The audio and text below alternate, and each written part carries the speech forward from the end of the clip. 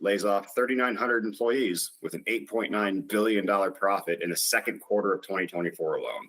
Microsoft lays off 1,900 employees, just from a 17.6% increase in revenue to $62 billion. Amazon dismissed 1,000 workers despite a 14% revenue increase to $170 billion. None of these numbers sound real. And total, 124,000 people have been laid off as of August 20th, 2024 in tech alone. Colin, what are your thoughts on this? I've got another horrible example. Holy shit. It sounds like fake numbers, right? But like, okay, here's some other numbers that are going to sound really fake. So I'm going to give credit to people on the Reddits that found this stuff, because this is too crazy not to share. So Bob Iger's Disney CEO is worth $700 million. He made $31.6 million last year, owns a 180-foot yacht, and is building another 210-foot yacht, and approved $3 billion in stock buybacks to make himself and other wealthy stockholders even richer. That's just the title of this fabulous post. At Discussing Films actually posted the details of this. And this is where the numbers actually start to get truly crazy, because those numbers were pretty wild, right? Nah, this is the tip of the iceberg here. The Disney iceberg goes deep. So as At Discussing Films said, any Pixar employee laid off before Inside Out 2 released were not able to qualify for their bonus for working on the film. Laid off employees were asked not to come to the office to pick up belongings, so remaining employees didn't feel awkward. Or, honestly, I'm going to spin that a little bit. I'm thinking they were preventing people from getting pissed off and immediately going to unionize. And probably also from telling them like, hey, this is what actually happened to me today. Yeah. And it keeps going. One former employee said, when we were told the day we were laid off that the bonus is only for the active employees, I sobbed. Another pointed out the irony of working on a movie about mental health only to have their health insurance stripped away. Oh. And then, like the rabbit hole, Reddit's great for rabbit holes. So shout out to Angry Groceries here, did some math. This film grossed $1.6 billion and made $1 billion in profit. That essentially equates out to each person on the project making $1 million of pure profit. As they point out as well, if you kept that team, that's amazing return on investment. Imagine how much money they could keep making. Imagine how many amazing movies they could have made, and they would have just had this dream team. They laid them off to save $50 million. And like they're potentially losing $500 million over the course of 2 years if you use the same model. Again, Angry Groceries does some good math. This feels like one of those things that like someone is pulling the strings and we don't know who. Like none of those decisions made sense. If everyone is $1 million profitable a year, that is an insane return. It's insane ROI. But I wonder, like maybe a lot of these CEOs and executives are just so fake it until you make it that they just feel like they need to make something happen. So they're like, maybe they appeal to the monkey brain of the board of like, hey, I'm protecting you from losing this money instead of this potential money we might make in the future. Like, no, it seems wrong, right? Like if someone told you like, hey, okay, you're going to hire 60 employees and they're going to make you $1 million in profit each per year, you in? Yeah, immediately. I was in yesterday. Yeah, absolutely. Also, just like then they add on the inhuman elements, just salt in the wounds at that point. This is probably where we got that fucking Star Wars scene where they're like, salt. That was just the salt of their employees. The salt of their tears as they're waltzing out the door. Yeah. Walting out the door. Walt Disney. Nah.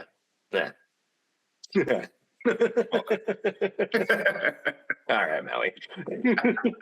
Just get that, that pain in there. Up on the neck. We'll edit that in there. Oh yeah, no, that's what I think about that. Like all these numbers sound made up, and like clearly the rules are made up and don't matter. Like, what the hell is going on? Nothing makes sense. We're in bizarro land. But he like right. Well, that's the thing though. Is like they're laying these people off, and all of these companies are still billions of dollars profitable. They're not laying enough people off to offset whatever $500 million they've lost. They're not laying off $500 million worth of salaries, is what I'm saying. Just to be like real clear about that. They're not doing that. And a lot of the money that is actually disappearing is probably going right into the C-suite bonuses. Some of these compensation packages are $200 million per year. Elon Musk actually went to, not to bring up Japan too early, but Elon Musk fired a bunch of people in Japan, which apparently is a big, big no-no. And he refused also to pay them their severance, which is a bigger no-no. And in doing so, the entire idea behind this was essentially to flex to the board, look how much money we got. Or no, I'm sorry, to the investors. Look how much money we got. Because he had control of the board and of Tesla. Yeah. And as soon as he did that, the board was, or the investors were like, that doesn't look exactly right. And it was all because he was trying to sway them back into a 2018 deal that had fallen through to give him a $56 billion compensation package. Jesus. He got caught trying to fraud $56 billion. I mean, I'm not shocked. Just want to throw that out there. This is not an episode about Musk, but he did lay off people in Japan, and that's how he was found out. We're just going to keep cycling between Musk and Disney. Like, let's be real. Those are the biggest corporate overlords and I promise you this isn't on purpose, though. I don't have a hard on for Musk. I like the dude is just another corporate guy. You know, I like Disneyland. I love going there. So many fun members. You know, please don't ban me Model from the S, I'm sure, is a fine car. I've ridden in a couple in the Uber, and they're a little kind of hard to get into. I don't understand the doorknobs, but it's fine. It's fine. I could never get them to unplug. Like, I'm a tech dude. I've never felt so dumb in my life. I'm just like, I feel like charged. I do not have one. This is when I work hotels. Yeah. Did you actually have to go out there and like plug in customers' cars? That's probably pretty nice. We would honestly. So we would park them like valet style, and if it was a place where we didn't have parking for more than 3 hours, we'd circle them or else pay the tickets for them. And we did a lot of crazy stuff. I drove some crazy cars 5 miles an hour down the street. And how often did you guys experience layoffs in the hotel industry? I can't imagine very often. So honestly, not very often, because they always, at least in my time, they were always run on a skeleton crew. It was a miracle if you had any redundancy, even if it was like a floater that just helped you from like 9 to 5. It was just straight up bare minimum. You need to get everything done morning, evening, overnight's always one person. Real dollar general mindset. Yeah, except for one place where it was 2, because basically one night outer went out and like had a heart attack and fucking died, and no one caught him. So then they had 2 people overnight to keep an eye on each other. Yeah. Huh. Yeah. Legal said it was a concern. They should have just moved that guy to days, just propped him up, just weakened at Bernie style. Oh god, he's doing fine, guys. Yeah, we don't need 2 employees, just 1 overnight. The cockroaches have had enough of them, I'll tell you that much. God, yeah. No, hotel industry didn't really do it. Tech industry's doing it left and right, and it's stuff that doesn't make sense. Like, I think we'll just keep harping on that. Like, the Japan layoffs don't make sense. The tech layoffs don't make sense. Most of these projects, it's not like, wow, we had so many redundant employees, so many things. That's what the story is. But when you look at it, it's people who are leaving and going, I don't know how this work is going to get done without the team. Like, they took most of the functional people and got rid of them. We were already a skeleton crew. I think because it's not physical work, it's non-corporeal work. I don't know how you describe it. It's digital work, it's not. Yeah, it's like ethereal almost, or ephemeral. Yeah, I think that means. Yeah, and because it's not like a physical deliverable getting put on the desk, like you have that with production. You have something that is finished, is a product you can easily quantify. I think that a lot of these people struggle to actually figure out like who's actually working, what is actually work. And as a result, they just gut these teams. And then let alone Tiger's doing a stock buyback. Some of the transparency is just blatant greed. But yeah, the tech layoffs are insane to me because it's one of the most invested in sectors. And it's also one of the most profitable sectors, even though many tech companies have never been profitable ever. But they know how to fudge the numbers and they know how to move things around and make pretty graphs. We like graphs. And they know how to just swindle investors somehow. Like AI is kind of becoming a little bit of a Ponzi scheme in that regard. Not a Ponzi scheme explicitly, but just becoming a bit of a scam in that regard. Yeah. This is not just in the simple that episode. It regurgitates its own information at this point. So it's like copying a JPEG over and over and over and over and over again. It just decays. Yeah, but like all these companies have invested so heavily into it. In fact, they've laid off hundreds of thousands of employees. I mean, we're talking again, 124,000 in just broad tech layoffs alone. And a lot of that you can't admit, or you can't deny rather, is due to AI interventions there. Like IBM straight up gave their people they laid off an NDA to sign out the door. Like, here you go, sign this, you can't talk about it. Shh, we didn't fire you. Because we said so on the paper. That note, actually, right? Yeah, real quick though, the difference between firing and laying off, I actually had to Google that. Okay, firing I actually don't means someone is at fault. Laying off means no one is at fault. That's it. And that makes it feel even more immoral. Yeah, dude, it feels even hollower then, because it doesn't matter what your work ethic is like. It doesn't matter what your work quality is like or your attendance. You're just going to get targeted eventually by some bullshit algorithm that doesn't even know your name. Yeah. I think there was a post going around his LinkedIn where they were talking about a company that had a French division and an American division. They laid off a chunk of employees, half in the United States, half in France. And the US, they were just walked out the door that day. In France, they were put on like a waiting period where the government reviews the layoff and basically reviews the company and says, are you actually laying these people off because you can't sustain them and you can't keep them? Like, and we want to make sure you're not going to repost the job under a different title to try and shift and pay people less. Because if that's the case, you didn't actually have a justifiable layoff. If they discover that you're doing that, you have to pay all those employees a year's salary. That shit would be amazing here. I love that. That would be a hell of a way to. So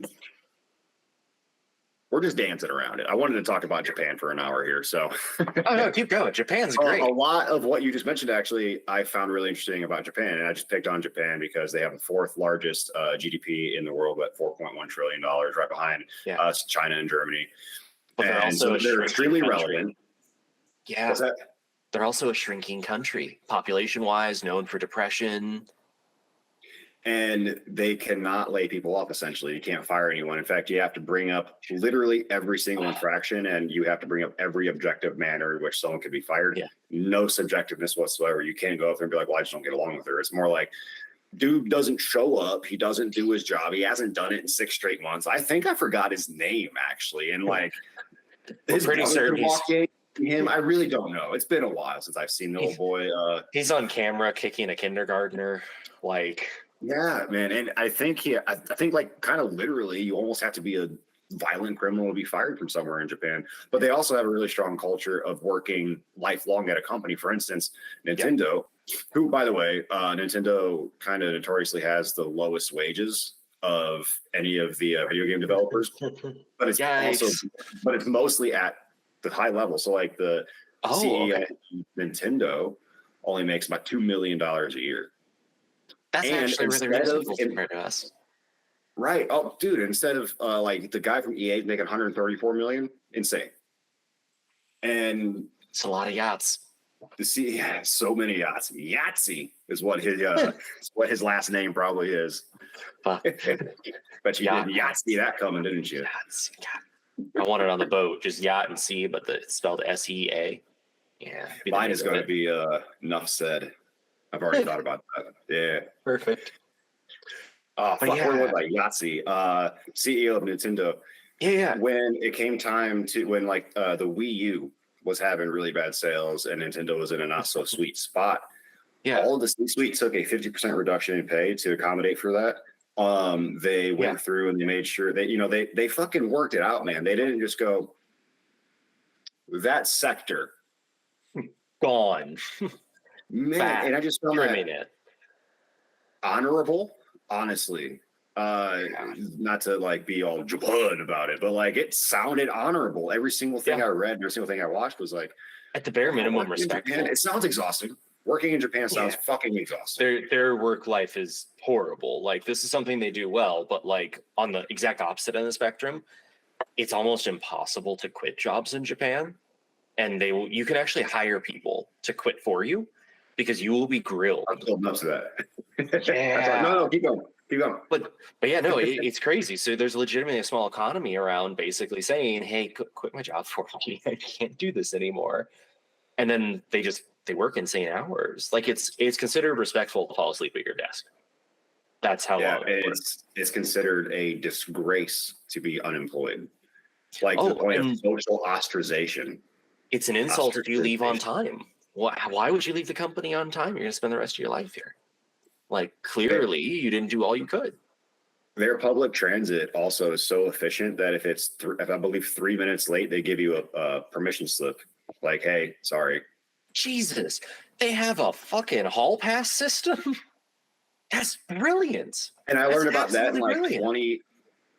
2012, 2010. So they've been ahead of us for a minute. But then they like, you know, okay, so South Korea is doing similar shit where they're like cracking down, trying to make people work 6 days a week, even though every study that has ever come out is like, just cut it down to 4 days a week and pay people the same amount and they'll be happier and you'll have more babies. Japan also has a decaying, actually, I think they're in the negative on population replacement at this point in time because of such a nasty negative work environment. It's like they took all the really bad shit from the shogunate eras and just made it work warlords instead. All they need to do is not. They have an amazing country. They could do so many cool things with it if they would just not. Both of those countries, though, have a pretty well-known reputation for having pretty poor mental health and pretty poor sexual health as well.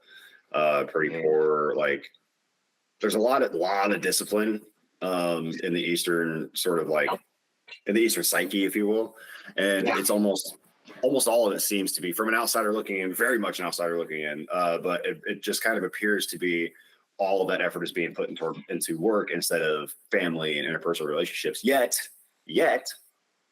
they regularly live to be 90 or 100 years old. Yeah. Well, and I mean, they have free healthcare. It's actually really darn good healthcare. They tend to have a more walking, biking culture than driving culture. That is true. And their food doesn't kill them while they eat it. Yeah, they have amazing food quality standards. Like I actually just learned this and it grossed me out. And I was like, of course, Japan would be too mortified to not do this. Is basically sushi grade stuff is less likely to contain horrible, nasty things in it. But the only difference is how you prepare it. We could technically prepare all fish that way. So I was thinking, like, I'd just get raw salmon and have some salmon. And I was like, oh no, apparently I can't, because in the US, our food quality is so low that that's a problem. We're one of the few countries that has to define sushi grade. That's stupid. It is. There's a lot of fuckery that goes on in the food grading system anyway, especially when it gets to beef, Wagyu beef and all that, Kobe beef, Angus beef. Angus is just a black cow. That's it. Yeah. Where my family lived, we had a bunch of Angus cows. They are dumb as a bucket of nails. They sure are. Literally, that's the only reason we eat cows and not horses. Horses are smart enough to run away. And when someone with a pokey thing approaches their eyeball with it, like cows are delicious. Cows are delicious. I would eat a horse though. I think horses are smarter in general. I think they have like higher emotional intelligence. There's more going on in that giant eyeball of theirs. Oh God, yeah. They're deviously smart. Like they'll figure out how to open gates and then teach their friends, and and they play too. Like adult animals play. I feel like there's a level of intelligence, that like emotional intelligence that goes into adult animals that play, horses, dogs, cats, even. Although cats are standoffish, you know. They like. They tamed us. Right when you leave your windows down. Because they tamed us, just like our employers have tamed us somehow. We do kind of work for CEOs. The CEOs are kind of cats, huh? They kind of are. They somehow learn to do this thing that makes us think that they're more useful than they are. Honestly, at this point, everything's so bad. I know there's a lot of extreme folks who are like, hey, no, everyone needs to be paid equally. I'm like, sure, in a utopia, I'm down for that. Again, going to cite the fact that if we split everything that was made in the U.S. equally among every citizen, you'd make $500,000 a year. And then you got married, everyone would then become millionaires. But even just 30 times more than an employee sounds so much more reasonable than thousands of times. Like, there was a time frame where it wasn't this bad, but people could still achieve these goals. And it feels like they're blowing past it. Yeah, and 30 times the amount. Like a CEO does have a lot of responsibility. Their job is massively important, probably, I'm sure, somewhere. And they're in control of all of these people, all of this personnel, none of whom they know, but sure, they're responsible for them. Yeah, like that's a lot of weight. They deserve a little more. Just for having the responsibility of keeping the company afloat. That's not a small thing. 30 times the base salary, the average salary of the company, that you run. I can swallow that. I can live with that. Absolutely. 3,000 times? No. That is, you're not even talking about real money at that point. And that's probably at least partially contributing to inflation. Like how many CEOs out there are getting hundreds of millions of dollars in compensation packages that amount to hundreds of billions of dollars potentially? Oh God. I was just realizing it's the simple equation of scarcity. There's less money going around. So the law of, if it's more scarce, it's more valuable to humans, how most precious metals are to us. We're very simple monkeys. There's less of it and you want more. Ooh. There's less money going around, which increases basically the scarcity to use it for other things, which creates our inflation problem. You need more and more of it, but have less and less of it. Everything starts to cost more. It's a very simple equation. On the inflation note, actually, Japan's unemployment rate is 2.6%. I looked very briefly into it to see if that was too low, because that felt insane to me. Yeah. Turns out it basically is. That's like the healthiest range for unemployment is 3 to 5%. That means we have enough bodies looking for enough jobs. Inflation is stable. Because inflation is something that we must just embrace, I guess. And someone wrote it on a piece of paper. And that's it. And now it's just now it's gospel, now it's the Magna goddamn Carta. Yeah. And the 2.6%, there's almost too many people working. There's too much money going through the economy.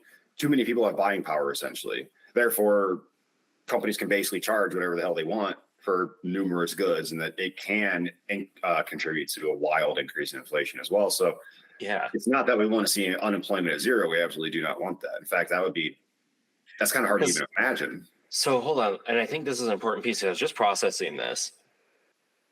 When we say unemployment, it sounds like a static fact. Like, I'm unemployed. This is super sucky shitty. Like, I'm sure it is. Sometimes it's also people who are just getting of age and jumping into the job market. There's all sorts of reasons that can happen. You got fired because you messed up at work. Like, let's assume it's a legitimate thing. It's Japan. You kicked a kindergartner. You should be unemployed. 5-year-olds can be dickish. They're like feral at that age. But oh shoot, the train of thought's derailing. Walk me through it. Where was I? The 5-year-olds are kindergarten. You're kicking kindergartners. You're being fired. Retirement, being fired. Oh shit. You can't be retired in Japan, or you can't be refired in Japan because you kicked one step back. Camera. This is why we're unemployable, folks. Yeah. What was right before that? We make so many good points and then we lose one. Yeah, we're always it's a thing. We have to do it at least once per episode, apparently. Oh, it was a good point. Damn it. I know, and I'm going to remember it as soon as I'm going through an editing. Like, damn it, we didn't get to finish that point.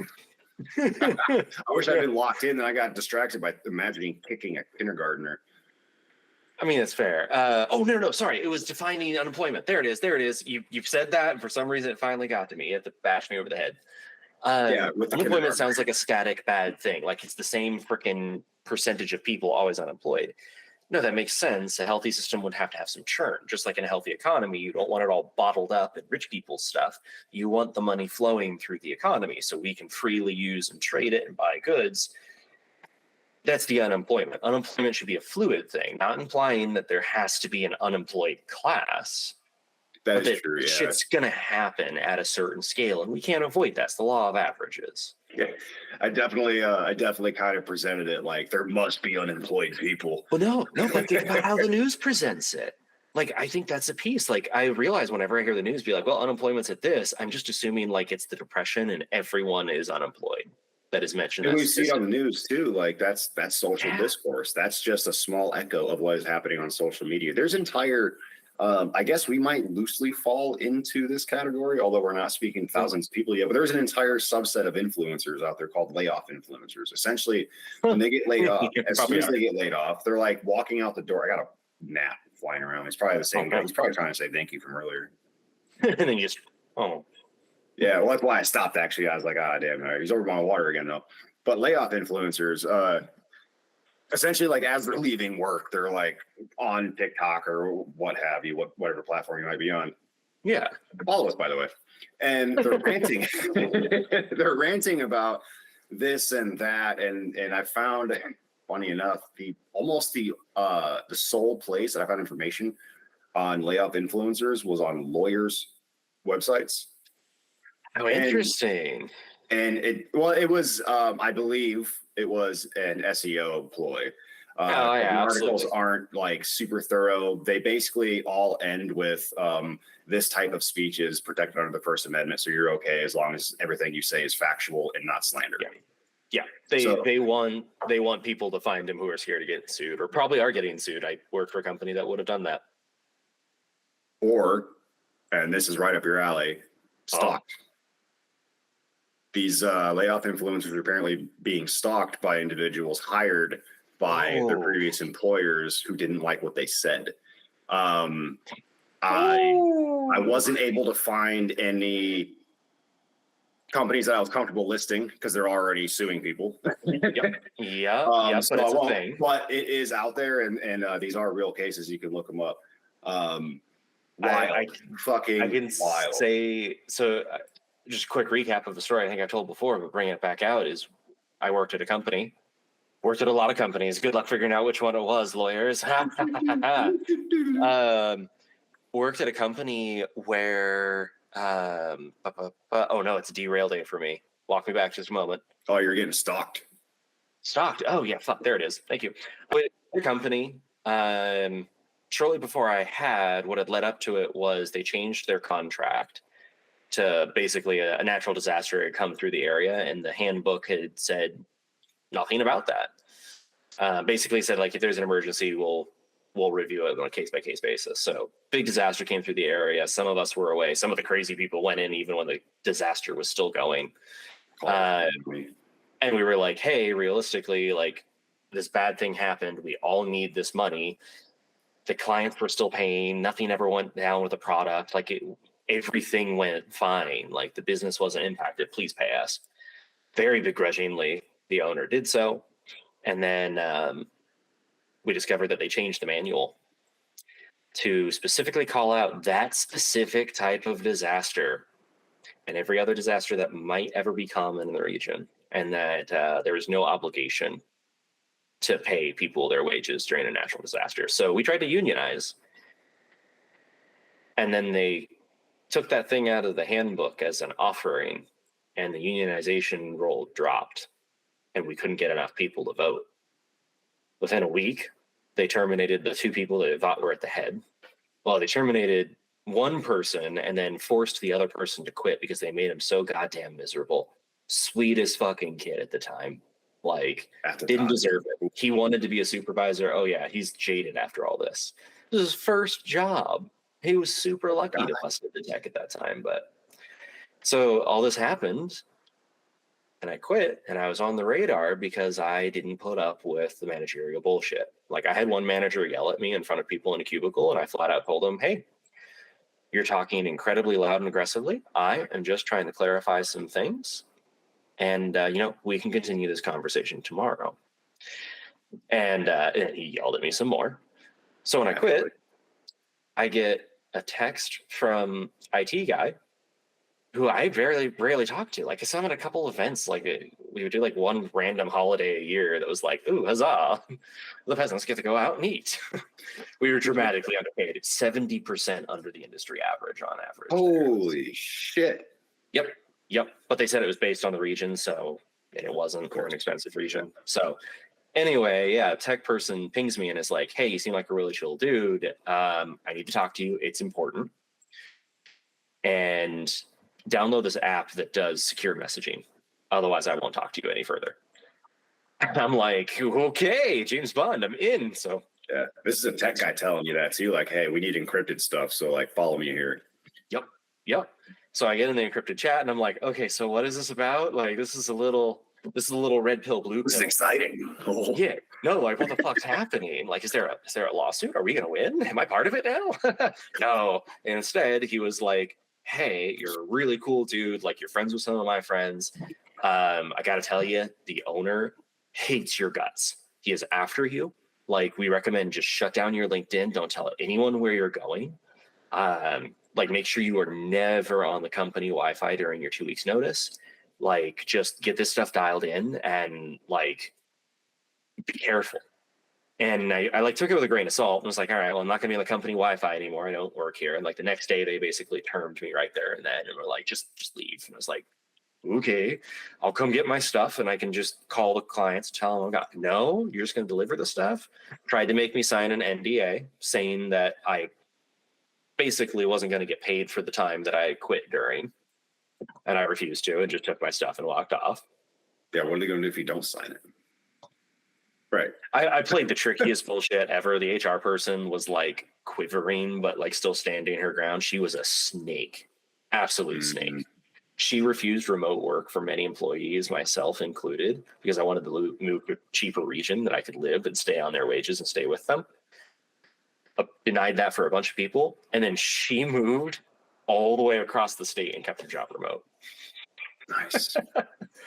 But yeah, no, the stalking's a thing. I could fucking see that. Like afterwards, my LinkedIn profile started getting hits. First, it started with who used to be my director, and then it was the director I had before that. So I blocked them out. Then it was the supervisor that worked on it. I blocked them out. Then the CEO himself, blocked him out, blocked the CFO. CFO ended up being a really cool guy. He quit later on and was like, sorry about that shit. He was hovering over my shoulder. But yeah, no, like there's some of these people where it's just, God, we need better workers' rights, or we just need to riot like the French. I don't know, just to bring that full circle. I think, oh my God, dude, like, how did it feel? I should say, I shouldn't say I think. I've never been stalked by anyone at work. Not off of work anyway. Like I've been kind of sexually harassed, I think. I'm not even really sure. I just didn't like the way the guy would like come up and touch me all the time. That's about it. What? Yeah. Like, why did he have? Like, I don't know. I'm just so confused by his behavior. Like, was he just a small man, or? I think so, because like my thing is, I view us all as equals, and if you cross me, like at one point in time, he like pulled me aside and was like, you know, during the unionization, he was like, "Is my understanding that you are discussing wages with people, and that is absolutely not allowed, a terminable offense." I had a friend with me right there, and I was like, "No, friend is like freaking out," and I was like, are you aware that to employees speaking about wages is a protected right? And just shut him down and was like, we will talk as we please. He had also earlier in the year tried to tell me who I could and couldn't be friends with outside of work. And I was like, no. On the clock, you can tell me not to talk to him. That's very valid. My apologies, sir. We do talk a lot, but you don't control me outside of work. And I think as soon as I'm on the radar as someone you can't just fucking squish, that personality type just guns me down.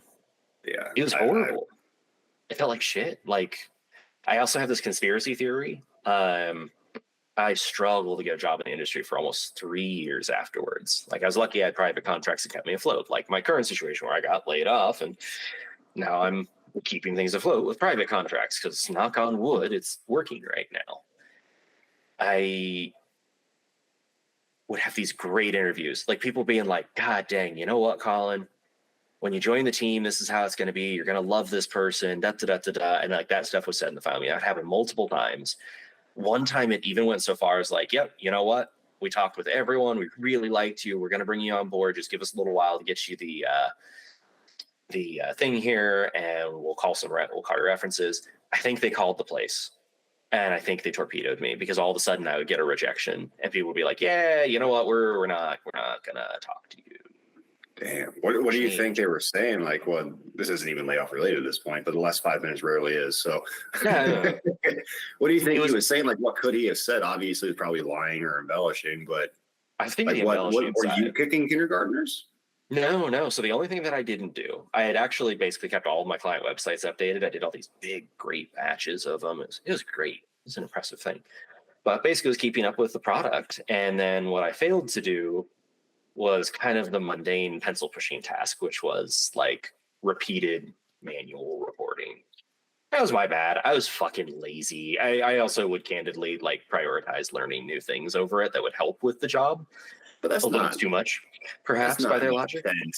So Not big bad, to prevent me from hiring you. especially when you consider the fact that what I was being written up for, and they like basically just kept moving me down the line, even though I had successive promises from my director to the point where I wanted it like verbally on a recorder or in writing. Successive promises from the director of like, yeah, we're starting the blank slate after this. Sorry, man. Like, all right, cool. And then would just bring up the same thing again. All this was a write up for manual reporting that I was supposed to do. I don't remember. I think it was monthly. It was like once a month, but huge amounts of clients, hundreds. You had to type it all up and adjust Data it. entry. The open rate on these reports, by the by, was less than 2% for the entire company. So much so that I actually had a data dashboard, and I could look at it and be like, oh, these are the ones who open it. So I only did theirs. And then if somebody actually told me they wanted me to do it, I would go do it. But I didn't do the pencil pushing task. So that was their PIP, their personal improvement plan that just pushed me out the door. It just went downhill from there. It was so stupid. That's not enough. That's not enough. Yeah. I didn't fill out the ID 10T.